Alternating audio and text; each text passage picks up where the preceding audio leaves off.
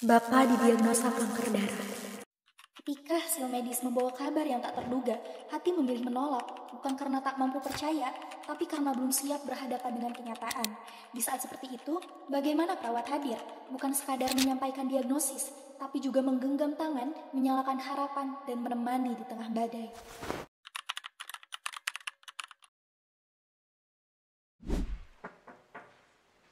Pak, boleh saya masuk?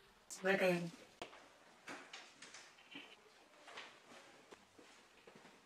Boleh saya duduk, Pak? Silakan. Baik Pak, perkenalkan saya Nurse Amelia, nurse yang sedang bertugas pada pagi hari ini dari pukul 7 hingga pukul 2 siang hari nanti.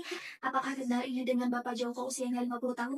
Nah, Bapak, tujuan saya di sini adalah untuk menemani Bapak. Di sini saya akan berbincang sebentar dengan Bapak mengenai hasil pemeriksaan dan juga perataan Bapak terkait hal tersebut. Kita ngobrol di sini saja biar Bapak merasa lebih nyaman. Untuk waktunya sekitar 5 menit, apakah Bapak bersedia, Pak? silakan saja. Tapi saya nggak mau diselamahi. Saya sehat. Pasti hasil itu salah. Baik, Bapak. Saya mengerti. Saya juga tidak bermaksud untuk menceramahi atau memaksa Bapak. Saya di sini hanya akan mendengarkan supaya Bapak tidak merasa sendirian untuk menghadapi semua ini. Bapak, kalau Bapak berkenan, boleh ceritakan kepada saya apa yang paling membuat Bapak ragu dan juga berat untuk menerima hasil dari pemeriksaan ini, Pak? Kenapa saya merasa tidak sakit apa-apa.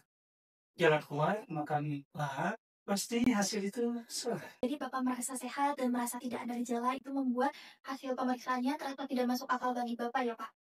Iya, saya baik-baik saja. Jadi saya nggak ngerti kenapa tiba-tiba dibilang kena kanker.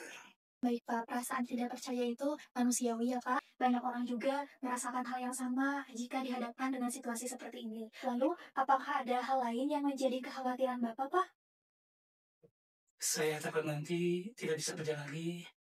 Saya menjadi beban buat keluarga. Bapak takut tidak bisa berperan seperti biasanya dan takut merepotkan keluarga ya Pak? Ya, saya paling tidak suka dilihat rumah sama anak-anak saya.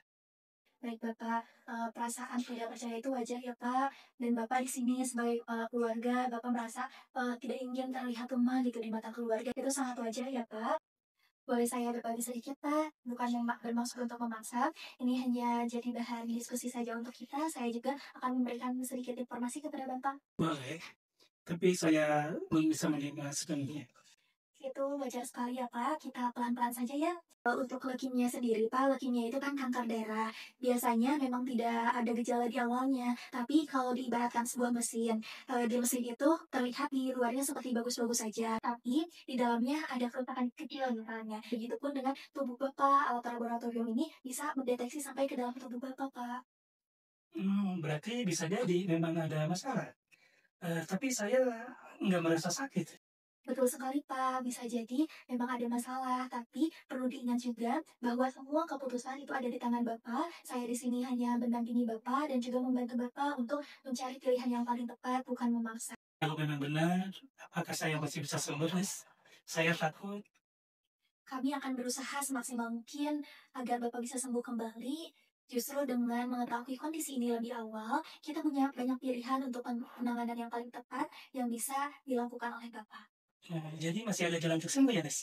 Dengan penanganan yang tepat, dengan semangat dari Bapak, kita akan bersama-sama bekerja sama untuk memilih penanganan yang paling tepat agar Bapak bisa sembuh seperti semula.